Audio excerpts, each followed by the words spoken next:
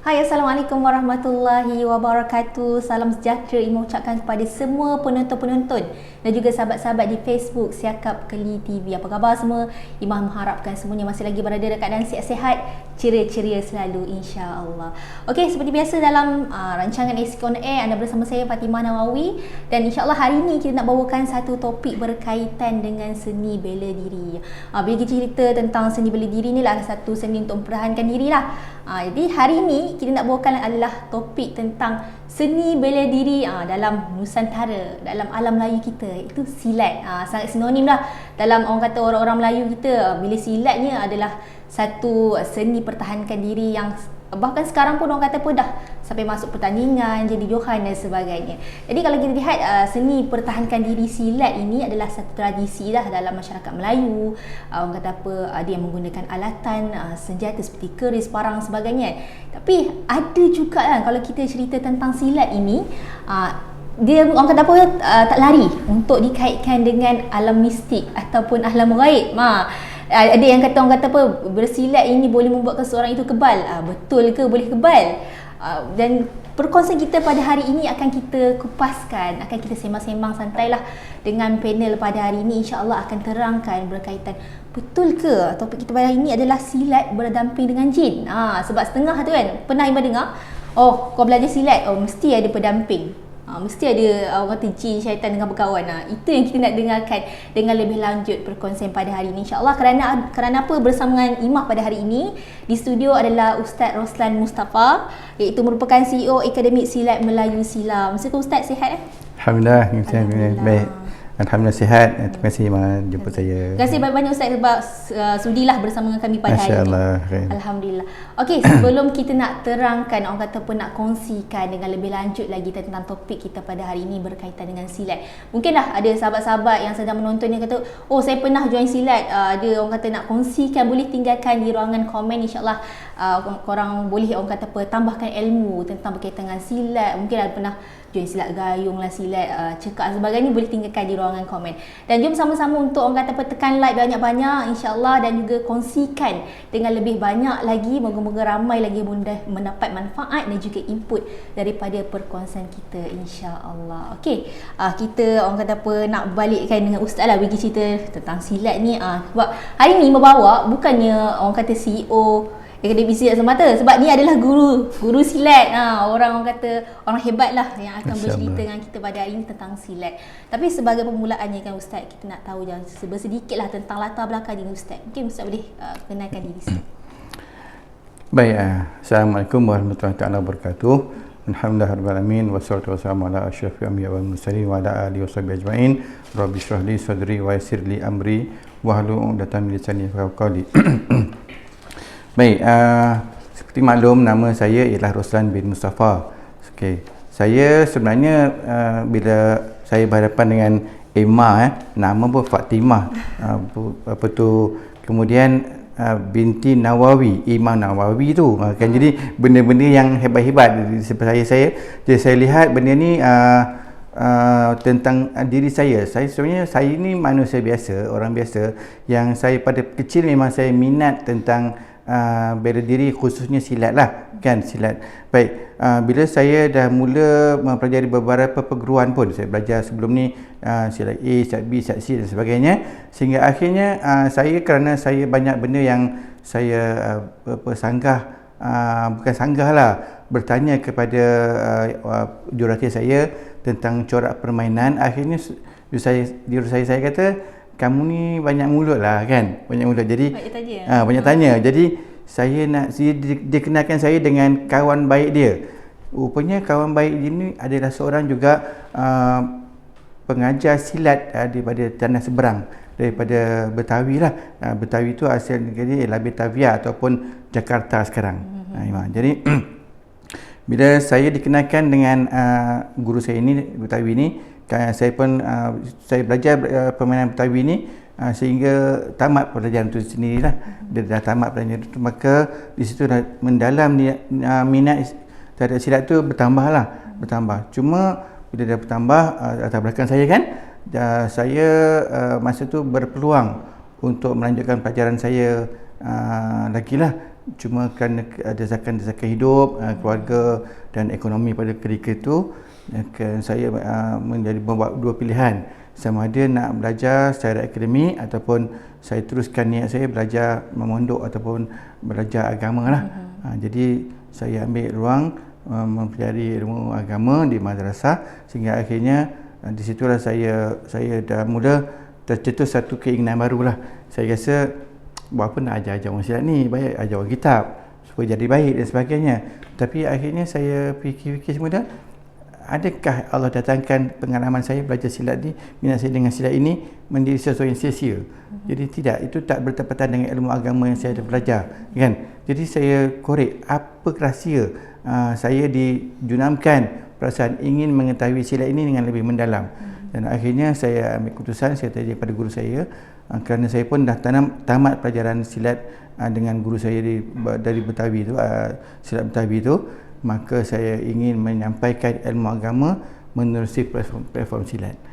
Jadi itulah antara sedikit saya punya peluang, dan di situ saya berkenalan lah dengan seorang doktor ni untuk membawa saya untuk mengenali silat Betawi ni dengan lebih dalam lagi. Jadi lebih kurang itu saya umurnya Emma.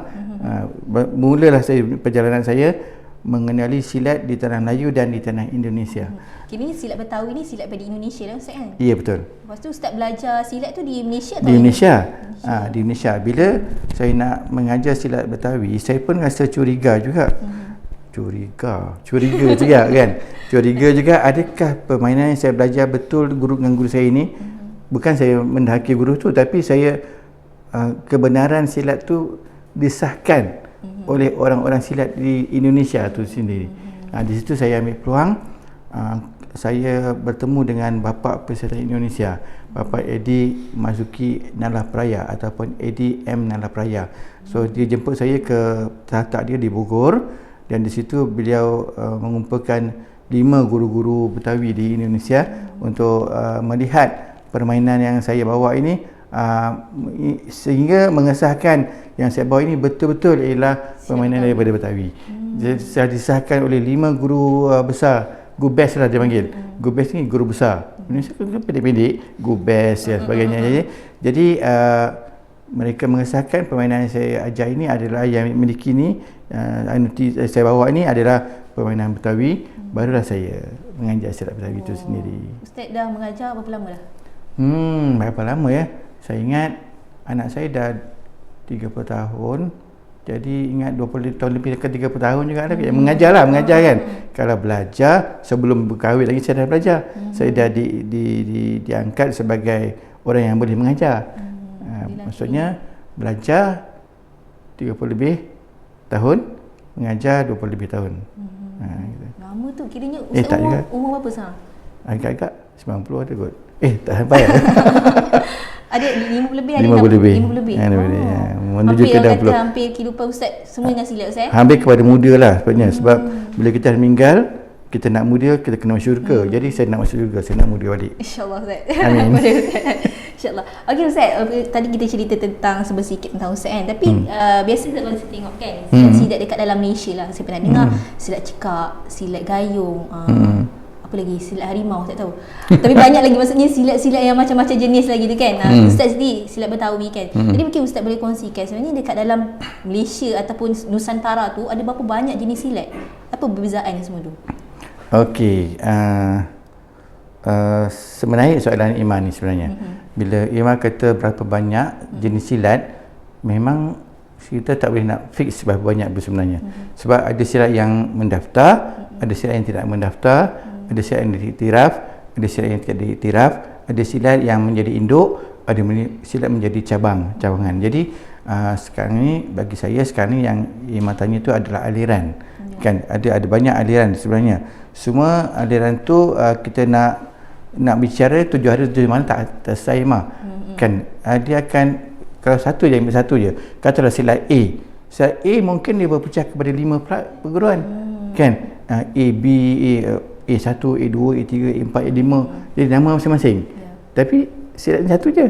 Kan jadi asasnya di Malaysia ni, kalau di bawah pentadbiran Persatuan Silat Kebangsaan atau Pesaka, dia ada 4 pendiri yang besar. 4 pendiri yang besar, iaitu gayung, gayung lincah, gayung fatani dengan cekak. Ni 4 pendiri yang besar. Tetapi ada juga silat-silat lain, silat kampung macam di Pahang. Di Pahang ada banyak silat di Pahang sebenarnya. Tetapi yang unik di Pahang ni, walaupun banyak aliran, tapi dia ada tari Pahang ataupun seni tari silat Pahang. Begitu juga di utara, di Kedah dan sebagainya. Ada banyak perguruan di Kedah. Tetapi majoriti permainan tari Kedah ataupun silat Pulut Utara ini, dia ada satu dia punya disiplin dia yang khusus. Begitu juga dengan kalau silat di sebelah pantai timur, di Terengganu ke, di Kelantan ke, dia ada silat pulut dia yang cara permainan dia agak lebih kasar sikit dan sebagainya. Jadi macam di sebelah selatan Johor, dia lebih kepada permainan buah pukul dan sebagainya. Jadi kita boleh konsepkan bahawa silat di Malaysia ni, di Malaysia dia ada di tengah, di utara, di timur dan di selatan. Dan itu bergantung pada muka bumi, kepada pengalaman guru-guru yang mengajar. Kadang-kadang dia guru-guru ni yang pecah 2-3 guru ni, dia daripada satu guru pun sebenarnya, tetapi mereka ini tambah sikit ilmu ini, tambah sikit ilmu tu, jadi lama-lama dia tak nak bergaduh sebab organisasi tu, dia buat perguruan sendiri. Jadi segala umumnya macam ni Imah, silat tu terlalu banyak. Kalau ikut pendaftaran yang saya dengar ya, lebih pada 400 lebih lah perguruan yang ada. Kalau ahli pun ada seorang cikgu ni, dia kata dia orang pesaka juga. Dia kata lebih pada 4 juta ada ahli silat di Malaysia, tapi saya pun tak ada. Saya tanya kat dia apa bukti, dia tak dapat nak buktikan lah benda tu. Tapi ramai. Kalau mengikut silat pula, dia ada banyak pecahan. Ada silat tradisi atau silat warisan, ada dinamakan silat sukan, ada dinamakan silat persembahan. Jadi kalau pada silat sukan ni, dia agak sedang kita nak tengok dia punya carta dia, dia punya susun galur dia. Saya tanya pada salah seorang pada cikgu silat sukan lah, kan, dia mengajar di sekolah sukan pun. Dia kata hasil kajian mereka di sekolah-sekolah sekarang ni, murid-murid banyak mencuburi kokoh ni kepada silat sukan, silat. Jadi maksudnya perkembangan silat tu terlalu meluas dan silat terlalu banyak sekarang. Tapi sekarang orang kata apa, silat sukan tu dengan silat tradisi biasa berlainan lah Ustaz kan? Berlainan. Okey, kita dah tahu sedikit lah tentang macam sebenarnya silat dia punya aliran terlalu banyak Ustaz. Terlalu banyak. Saya ingat kan ada berapa, biasa dengar yang cekak, gayung tu semua je, rupanya ada banyak sangat yang sampai beratus-ratus kan. Betul. Jadi kita tahu jugalah, sebab biasa kalau kita tengok kan Ustaz, silat ni biasa orang kata apa, menggunakan tu badan saja. Tapi ada juga saya tengok yang menggunakan parang, keris sebagainya kan. Jadi nak tanya pada Ustaz dah, ada tak orang kata apa, silat ini bila menggunakan alatan ni kan sampai boleh tahap membunuh? Okey. Saya nak jawab, memang bukan ni. Jawapan ni jawapan bagi saya lawak lah, kan. Kita belajar silat untuk apa? Apa sebenarnya ilmu silat itu? Itu yang kita faham. Pertama yang kita kena faham. Pertama bila kata ilmu silat, pada persepsi yang kita lihat, silat ini adalah dalam bahasa Arab dipanggil ilmu qital, iaitu ilmu perang. Silat ini ada ilmu perang. Bila ilmu perang, ending dia berperang lah. Bila perang, tentu ada yang menang, ada yang akan kalah. Jadi dia mesti ada keilmuan untuk perkataan yang suka nak disebut, tapi itu realiti. Kalau bergaduh, ada yang hidup, ada yang meninggal. Okey, baik.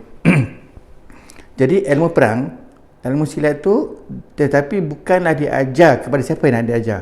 Kalau nak diajar kepada budak sekolah, dia nak bawa konsep silat apa? Silat sukan ke? Silat pertandingan ke? Silat tradisi ke? Kalau silat tradisi yang dikeluarkan oleh jurulatih guru-gurunya adalah ilmu-ilmu yang berkaitan dengan hal-hal pembelaan diri, membela diri sehingga akhirnya gunalah kaedah-kaedah yang akhir ujung dia seorang kalah, seorang menang. Ada yang menang, ada yang tewas. Yang tewas tu meninggal lah. Tetapi takkan kita berlatih sampai meninggal. Tapi natijah dia itu lah. Cuma didikan ini bab lain, didikan lain. bab ilmu lain. Kalau dia kata bab bab sukan, cikgu yang mengajar tu tentulah dalam pertandingan sukan ada yang menang, ada yang kalah. Tapi kalah dalam sukan bukanlah meninggal, bukanlah membunuh, bukanlah berakhir kepada pembunuhan, bukanlah tahap membunuh. Okey, baik. Kemudian sila persembahan begitu juga. Persembahan tu, kalau persembahan tu dipuji, maka orang yang membuat persembahan tu menanglah. Kalau persembahan tu dikeji, orang baling-baling botol dan sebagainya kan. Jadi orang yang buat persembahan tu kalah lah. Jadi ada menang, ada kalah. Itu fitrah lah. Ada menang, ada kalah. Tapi dalam soalan, balik pada soalan Iman tadi, adakah boleh membawa kepada membunuh atau pembunuhan, kan? Itu bergantung kepada siapa yang mengajar. Siapa yang mengajar. Jadi kalau kita mengajar, sebenarnya silat ini membawa kepada apa? Kepada keperkasaan, kehebatan diri, sehingga membawa kepada merasa keakuan diri. Itulah satu kesilapan. Itulah satu, bagi saya lah, kan, kajian yang saya buat, saya dah tanya pada ramai kawan-kawan, bertanya pada orang yang berkonsepkan agama atau berkonsepkan yang bukan agama. Tapi macam mana pun orang akan mengatakan janganlah sampai membunuh, gitu. Benda yang tidak baik memang orang tolak, orang tidak mahu pun. Jadi bagi saya sekarang ni, yang kita nak lihat adalah apa yang kita nak ajar tu. Saya kata tadi, silat itu natijah dia apa, tapi apa yang kita nak ajar. Yang kita nak ajar dalam silat tu adalah jati diri, keyakinan diri, kan, persediaan diri, tapi membawa kepada apa? Membawa kepada mengharap kepada yang maha kuat. Bukan yang mengharap kepada kekuatan diri. Bukan bawa kepada keakuan diri, tetapi membawa kepada merasakan diri ini hamba kepada dia, yakni hamba kepada Allah Subhanahu Wa Taala. Itu paling penting sebenarnya kan Ustaz. Itulah poin dia. Okey, kita dah tahu sedikit lah tentang Ustaz ceritakan tadi tentang berkaitan dengan orang kata apa tadi? Alatan senjata yang dia akan sampai membunuh ke tidak, kan. Tapi sebenarnya bergantung kepada siapa yang mengajar dan juga kepada diri kita sendiri juga. Okey Ustaz, saya nak balik kepada topik kita tadi. Silat itu orang kata apa, orang yang berdamping dengan silat ni ada pendamping ke? Kita nak balik kepada soalan topik utama kita ini. Pada pandangan Ustaz lah sendiri, kan, silat ni kadang-kadang dalam masyarakat Melayu lah sering saya juga dengar, kan, orang kata dikaitkan dengan alam gaib, dengan mistik dan sebagainya. Jadi adakah benar Ustaz? Okey. Saya sekarang pun ada pendamping juga ni. Pendamping saya Fatimah ni. Kan, baik. Okey, baik. Soalan yang memang soalan ini selalu juga lazim ditanyakan kepada saya jugalah. Termasuk rakan-rakan di Indonesia pun ada juga tanya pada saya bab-bab ni, kan. Tapi saya nyatakan beginilah. Silat ilmu gaib ataupun ilmu mistik, kan, pengalaman saya, benda ini sebenarnya tak timbul. Apabila benda ini kita mewar-warkan, kita menghebah-hebahkan, benda itu jadi kenyataan walaupun tak nyata. Walaupun benda itu tak nyata. Fatimah pernah jumpa hantu galah tak? Tak pernah. Tapi tak ada hantu galah. Mana Fatimah tahu? Kita tahu, tengok dari cerita. Sebab kita dengar. Yes. Kita dengar, kan. Maksudnya benda tu sampai kepada kita menerusi pendengaran kita. Okey. Kita lihat sesuatu tu sama ada daripada penglihatan atau pendengaran. Dia akan datang ke akal. Betul. Dan akal kita akan proses bawa ke hati. Bila bawa ke hati, hati kita mempercayai. Ini bawa satu kepercayaan.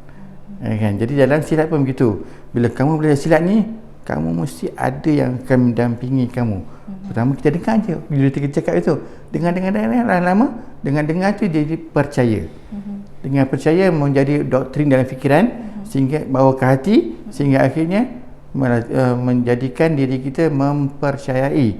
Kefahaman kita mempercayai. Kita berlatih ni, dengan berlatih ni kita akan pasang kemian, kita akan mandi bunga lah, sebagainya. Akhirnya kita akan dapat satu kuasa, benda mistik, satu benda yang hakikatnya macam tak ada, tapi menjadi ada kerana kita mengadakan dia.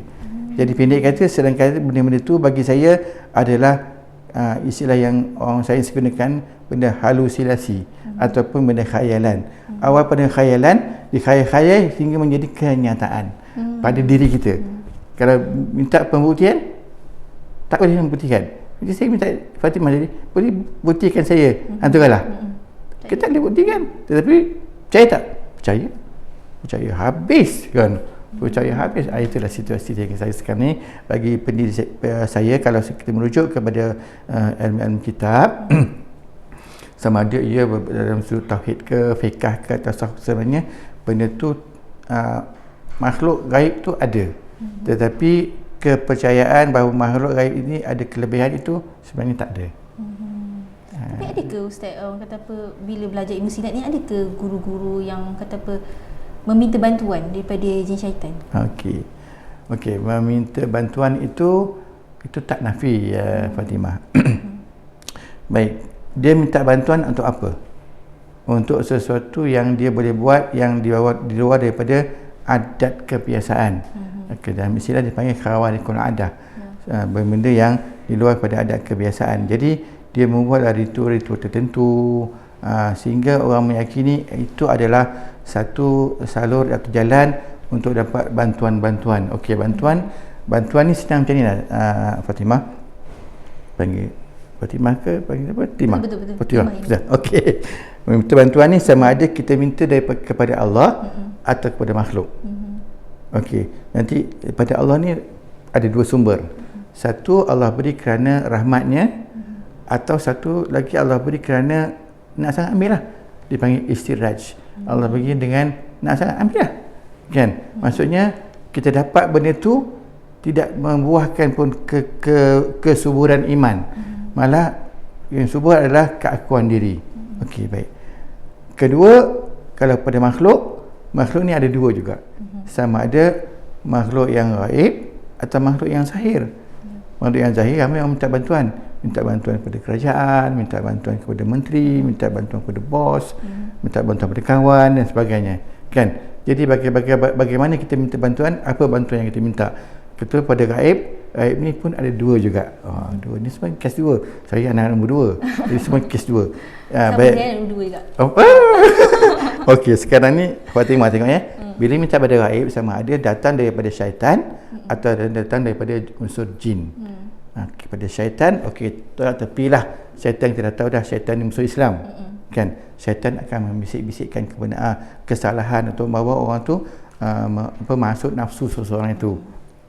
Okey, kalau datang daripada jin, bantuan daripada jin pun ada dua juga, sama ada jin itu jin kafir ataupun jin Islam. Tentulah bila Fatimah belajar silat, ini ada bantuan akan datang pada Fatimah tau. Dia berbentuk jin kafir, nak tak nak? Tentu tak nak. Kalau jin Islam boleh, okey, jin Islam, okey. Jin Islam pun kita tak nak jin kafir kan, kita nak jin kata tu jin, assalamualaikum Fatimah, jangan mengucap sekarang kamu, kan, tentu tak nak, betul. Okey, datang jin ni, kita nak jin Islam. Okey, jin Islam ada dua, jin Islam yang soleh atau jin Islam yang toleh. Yang toleh ni yang jahat lah, yang soleh yang baik lah. Memang manusia, ada manusia soleh, ada manusia toleh kan. Okey, sekarang boleh tak Fatimah jelaskan saya, jin yang datang pada Fatimah itu jin yang soleh atau jin yang toleh? Kita pun tak tahu. Pakai serban, pakai jubah, datang dalam mimpi saya, tapi dia bersabang berjubah. Tentu jin yang toleh. Sebaik-baik jin yang toleh itu adalah sejaya manusia kan. Jadi berhati-hatilah menerima bantuan kan. Jadi Fatimah kata itu memang ada suara guru-guru dibuat begitu, dia untuk mendapat sesuatu yang khawarikul adah, sesuatu yang di luar kepada adat kebiasaan. Jadi dia minta bantuan tu, itu perkara-perkara terpulang pada diri dia, dan di situ dah ada penghitungan kepada Allah SWT. Kalau dia jadi guru, dia mendidik orang. Kalau mendidik orang kepada fahaman yang salah, dia kena jawab kepada Allah SWT. Bila Ustaz ceritakan tentang bantuan, ada jugalah guru-guru yang buat macam tu kan. Ada yang saya pernah tengoklah kadang-kadang ada kat komen-komen pun kan, ada yang katakan hari first masuk untuk belajar kat tempat silat tu dah kena tidur dengan kain putih 7 hari. Lepas tu kena ada orang kata buat ritual lah dengan guru tu, kena salam guru lelaki. Lepas tu adalah orang kata apa, amalan-amalan yang macam agak pelik. Pandangan Ustaz macam mana? Okey. Saya tahu lah Fatimah ni anak nombor dua, jangan sampai dua je semua. Baik. Sekarang ni soalan si Fatimah pun ada dua jawapan sebenarnya. Fatimah itu satu soalan-soalan yang berbentuk kepelikan, pelik. Ada satu benda-benda perkara-perkara yang yang dia adalah yang berbentuk bukan pelik tapi benda yang larangan, benda yang amalan-amalan yang tak menentulah, pelik ataupun tadi Tak menentu. betul, yang tak betul kan. Okey, baik. Sekarang ni persoalan kita benda yang pelik. Ya. Pelik tu pelik pada kita ke pelik pada Islam? Itu benda yang kita nak jelas dulu. Kalau pelik pada kita, saya tak pernah tengok pun kena buat macam ni dan macam tu, kan? Kalau zaman sahabat dulu, dia pelik tak? Kenapa orang di Indonesia Islam nak sembahyang kena bawa sejadah? Aku tak ada bawa sejadah pun masa dengan Rasulullah. Pelik tak? Tentu sahabat tu kan pelik. Tapi pelik tu salah ke tak? Tak salah. Tak salah. Jadi ada benda yang pelik tapi tak salah. Tetapi tiba-tiba benda ni macam pelik tapi mencurigakan. Kata Fatimah nak belajar silat. Jumpa seorang guru. Guru tu lelaki. Kena salam dan cium tangan guru. Pelik juga ni. Guru ni lelaki. Dia mana boleh saya yang bukan muhrim kena salam dengan dia? Tak apa, saya angkat sama anak saya. Pelik tak? Pelik. Tapi syarat membenarkan tidak? Tidak. Bila tidak, pelik itu yang tak boleh. Jadi kita punya garis panduan kita adalah benda-benda yang syarat benarkan atau tidak benarkan. Dalam silat kita kena jelaskan itu dulu. Dan kita nak belajar ilmu mempertahankan diri. Kita nak mempertahankan diri itu, kita yakin ilmu itu yang boleh kita mempertahankan diri kita ataupun yang maha hebat yang mempertahankan kita. Kita sebenarnya belajar silat tu kita nak supaya kita kenal diri kita, iaitu kita ni seorang hamba. Kita nak Allah Tuhan yang maha hebat itu yang memelihara kita. Jadi jagalah batas-batas itu. Jadi memang ada yang buat yang pelik, nilai yang pelik itu dibenarkan oleh Islam atau tidak dibenarkan Islam. Contoh macam contoh sejadah tadi lah, kan? Sejadah, orang sahabat Rasulullah melihat peliknya, kenapa kena bawa sejadah, kemudian ada gambar-gambar Kaabah lah dan sebagainya, kan? Macam pelik je, kan?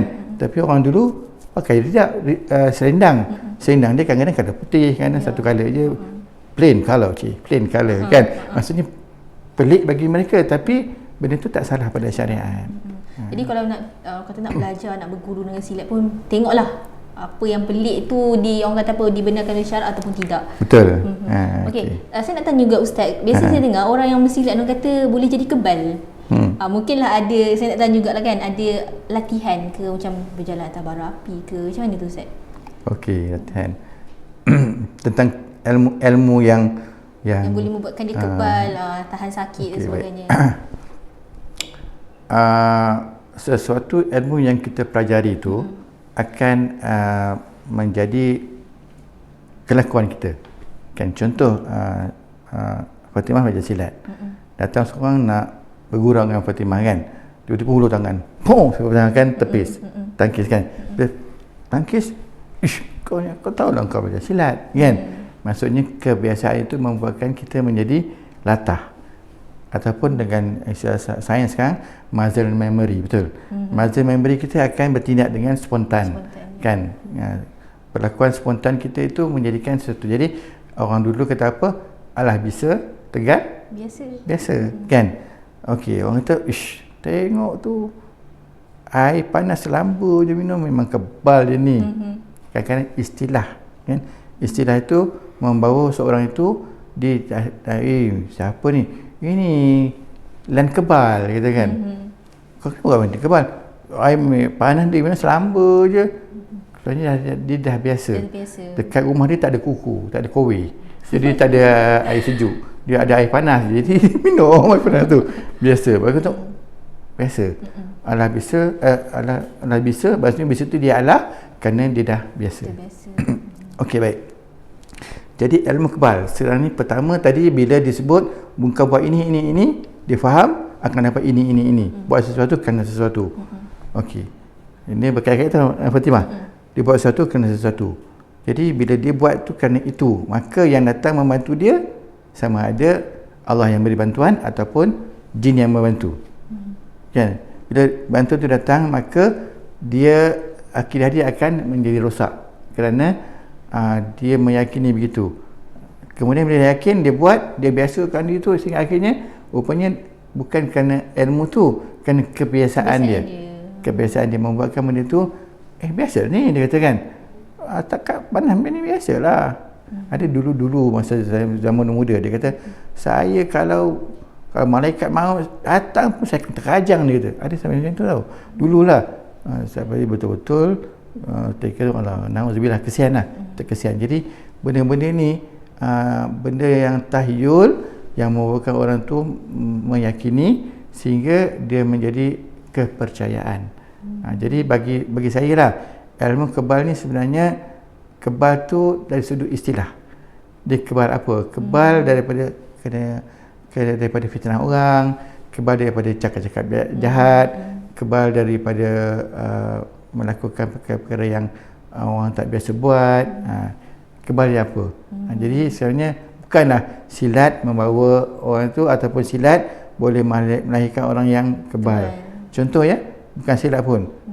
Tengok bila dia lain, Shaolin ke apa ke, dia boleh 1 inch punch. 1 inch punch tu 1 inch, pom, tulang boleh patah dengan 1 inch punch.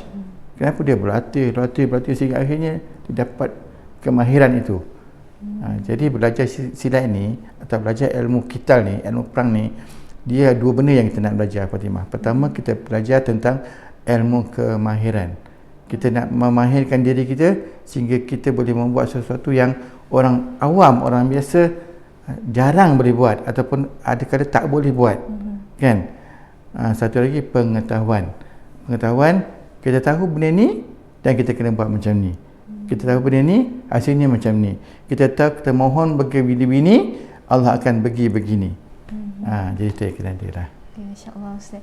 Tapi apa kata, ilmu silat ini sendiri ada kaitan dengan pantang larang ataupun ada ayat-ayat Al-Quran yang diamalkan kepada para pesilat ni? Okey. Bila Fatimah masuk bab ini, sebenarnya ini dah pergi kepada bab ibadah sebenarnya. So sekarang pertama kita kena tahu ya bahawa ibadah ni ada dikatakan ibadah asas, ada dikatakan ibadah cabang, ada dikatakan ibadah umum.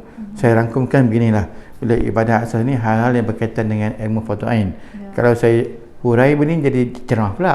Kan kita nak beberapa bahasa silat, jadi ceramah pula nanti. Okey, bab fardu ain. Bab fardu ain tu pada 3 cabang ilmu, tauhid, fiqh dan tasawuf. Baik. Bila ibadah cabang ni berkaitan dengan ibadah yang berbentuk fardu kifayah.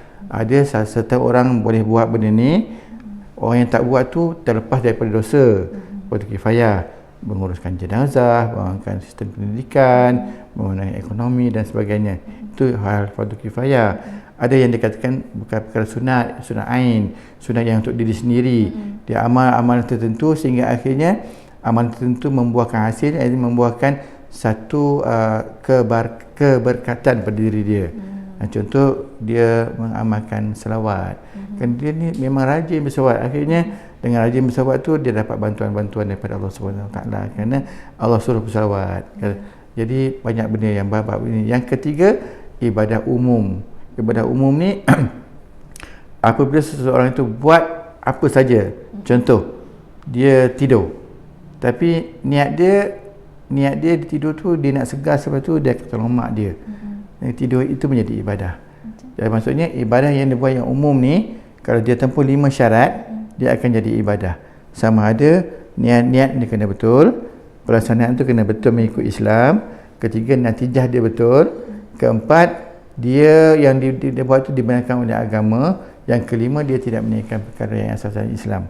Jadi begitu juga dengan silat. Kalau dia buat benda ni, dia amal apa saja amalan pun yang guru dia bagi, amalan-amalan yang diberi, amalan tertentu, ritual tertentu dibuat, tidak bercanggah dengan Islam, pelaksanaan yang betul, tidak ada percampuran yang melanggar syarak, dan dia bawa ibadah tu lillahi ta'ala kerana Allah, maka dia jadi dia dibenarkan dalam Islam, dia akan jadi satu yang ibadah di sisi Allah SWT juga. Maka Allah yang akan membantu dia. Even dia buat tu kerana apa? Kerana Allah. Tapi kalau dia buat tu kerana aku buat ni aku akan dapat ini, itu bukan kerana Allah, itu kerana lain.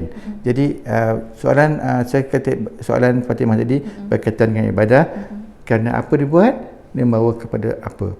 Jadi kalau Fatimah tanya ada ke tak ada, jawapannya ada yang buat begitu.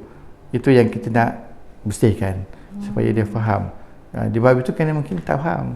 Dia faham tak semua itu.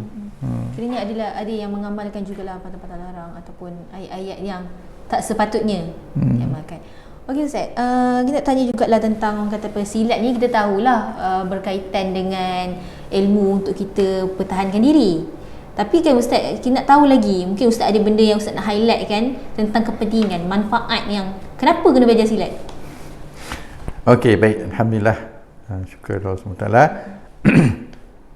Baik, kenapa kita cadangkan elok belajar silat atau sebaiknya belajarlah silat? Kenapa kita cadangkan begitu? Kerana begini Fatimah, bila kita belajar silat, walaupun pada peringkat asasnya, awalnya untuk mempertahankan diri, tetapi bila kita dah kenali, dah tahu siapa diri kita, kita ini ada seorang hamba Allah yang serba lemah, maka kita tidak akan percaya silat kita dan kita dapat mempertahankan diri kita. Kita akan percaya yang mempertahankan kita, yang menyelamatkan kita pada Allah Subhanahu Wa Taala itu sendiri. Kerana Allah kata wallahu waliyul muttaqin, Allah pembela orang yang bertakwa.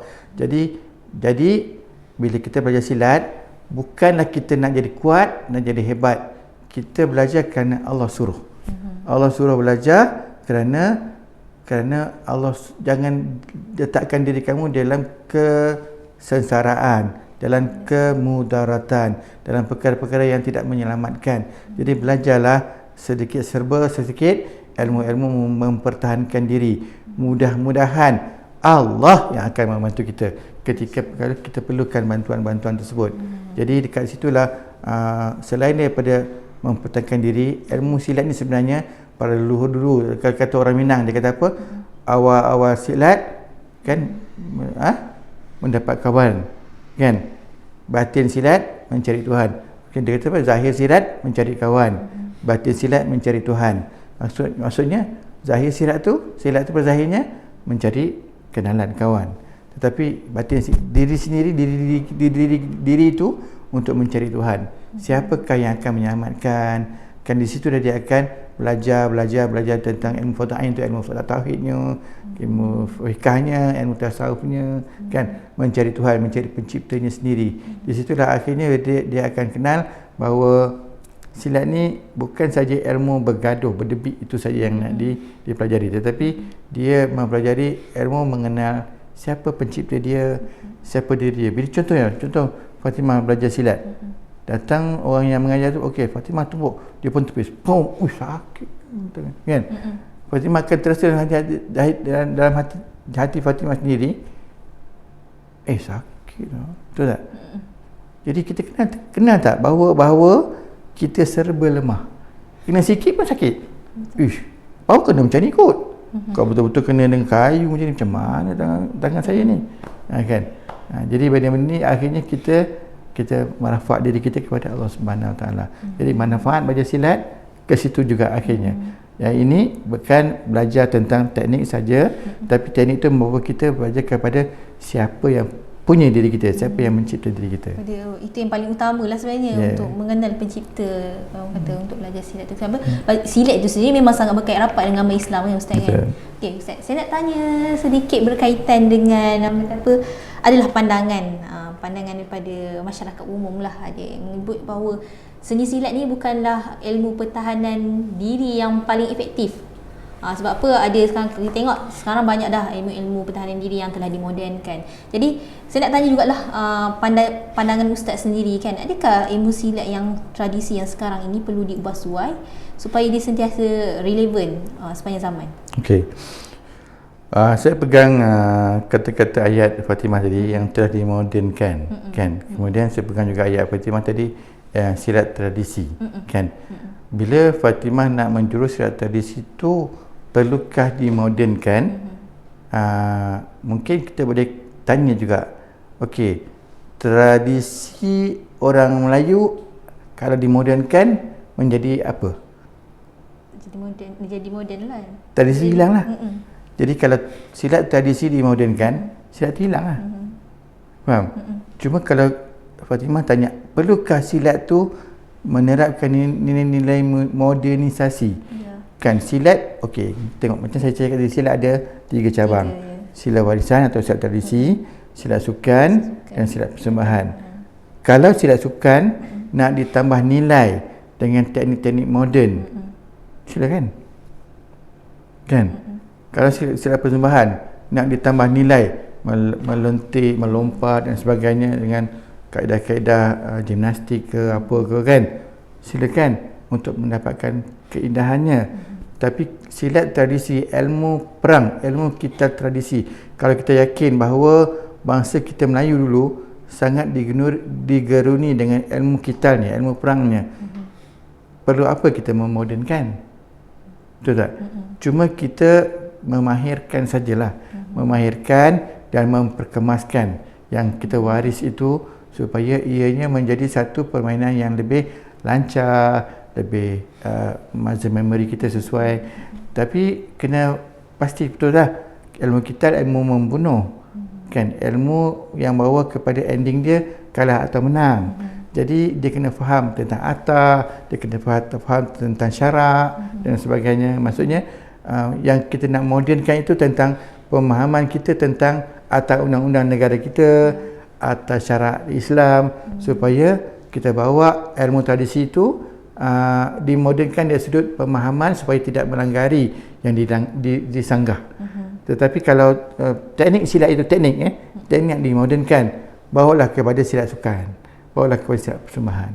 Bagi saya tidak wajar lah saya kata tak boleh. Boleh tu boleh, tapi letaklah pada tempat yang betul. Sebabnya tradisi tu tradisi, kalau dimodernkan jadi satu hilanglah tradisinya. Kan? Betul. Betul. Okey, tadi kita dah dengar banyak tadi perkongsian daripada Ustaz Roslan sendiri, sangat banyak tadi tentang cerita dengan topik kita pada hari ini. Silat itu adalah orang kata pendamping dengan jin. Itu tadi Ustaz dah jawab banyak sangat.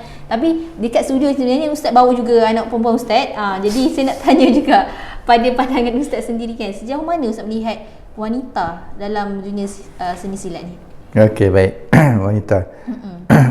Baik, tentang keberadaan wanita di dalam sejauh mana wanita sesuai kan dalam ilmu silat. Baik, saya nak tanyalah, Fatimah pernah dengar tak kalam yang mengatakan ibu itu adalah madrasah kepada anak-anaknya? Kan? Bahawa ibu itu adalah madrasah kepada anak-anaknya. Satu itu saya kalam ulama soleh lah kan. Baik, orang tua kita kata apa? Tangan yang menghayun buayan, tangan itu akan mengguncang dunia. Betul. Jadi keberadaan wanita dalam Islam itu sangat tinggi nilainya, kan? Jadi kenapa ilmu yang boleh membawa manusia itu kepada jati diri, kepada melatih fizikal anak-anak supaya hebat, kan, untuk melatih menggalakkan budaya santun Melayu, itu nak dibiarkan? Adakah orang lelaki boleh membawa didikan itu kepada anak-anak? Sedangkan ada mengatakan bahawa ibu inilah madrasah. Jadi wajarlah ibu itu juga mengenali tentang benda ini, mempelajari tentang benda ini, supaya dia boleh mengajar kepada anak-anaknya, kan, mengajar kepada unsur-unsur kemahiran yang boleh menyelamatkan, kepandaian survival untuk selamat kalau kata dalam hal terdesak. Okey, siapa yang akan mengajar? Ada part ibu tu sangat penting dan kena mengajar. Jadi wajarlah wanita itu mempelajari ilmu bela diri. Tetapi janganlah mempelajari itu sehingga menghilangkan nilai keunggulan kewanitaan itu. Sepanjang Ustaz mengajar silat kan, ramai tahu perempuan yang join? Okey. Ramai perempuan yang nak belajar. Tetapi sekarang ni kadang-kadang kekangan itu menyebabkan ada sebahagian perempuan yang cuba menjaga bab-bab adab ini, dia takut nak ke depan. Sebab itu saya bangunkan anak-anak saya. Anak-anak saya tak ramai, Fatimah, 8 orang je. Masya-Allah. Kan, 8 orang saja. Seorang je lelaki, 7 orang perempuan. Jadi dia orang ada kelab Saiwan Sri Kandi. Dia ada kelab Saiwan Sri Kandi. Setelah Saiwan Sri Kandi ni ada yang dah pergi silat olahraga, ada yang main silat seni menjadi juara silat seni antarabangsa, ada yang menjadi naik juara remaja silat tanding dan sebagainya. Jadi alhamdulillah rezeki mereka. Jadi mereka cuba dekati, dan sekarang ni dia orang bersedia untuk memberi talk juga kepada satu grup yang perempuan sahaja yang berhijab, ada yang bernikah dan sebagainya, untuk membawa mereka perempuan-perempuan ini mengajar mereka tentang ilmu bela diri ini sendiri. Kan? Dan mereka pun ada mengajar di sekolah-sekolah yang perempuan-perempuan saja, mereka saja yang mengajar. Dan kami praktis kalau boleh kita lahirkan jurulatih perempuan yang mengajar perempuan. Sebab perempuan dia nak belajar, tapi yang nak ajar dia lelaki. Macam-macam ya. Dia kena salam guru lelaki, alamak salam guru lelaki pula kan. Ini kalau ayah aku ada, ayah aku bersilat aku meninggal aku. Dia katakan. Jadi dia tak nak macam tu. Kita kena hormati batas-batas tersebut. Tapi baguslah Ustaz, sebabnya Ustaz melatih anak-anak Ustaz semuanya perempuan ni untuk menjadi guru. Sangat bagus sebenarnya. Sebabnya kalau saya tengok kan guru-guru silat kebanyakan lelaki. Nak jumpa wanita tu macam orang kata kuranglah, agak susah kan. Jadi mungkin kita orang kata apa? Sekejap sikit jam dah berada di hujung-hujung kan. Mungkin ada pesanan ataupun harapan Ustaz lah kepada dunia silat ni. Okey. Harapan ya. Ini yang last kan? Ya. Okey. Harapan saya satu je Fatimah. Kita lihat ramai orang lelaki dah bersilat. Okey. Kita pun tahu ramai orang perempuan nak bersilat. Dan kita pun tahu di kalangan orang yang berjaya dalam sudut cerdik pandai pun ada juga ramai di kalangan wanita. Dan berjaya dalam sudut perniagaan pun ramai wanita. Baik. Sedangkan guru-guru silat perempuan ini mereka memerlukan sokongan daripada wanita juga sebenarnya.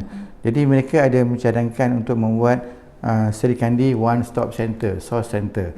Seri Kandi One Stop Center, saya kata tadi, ibu ini adalah madrasah kepada anak-anaknya.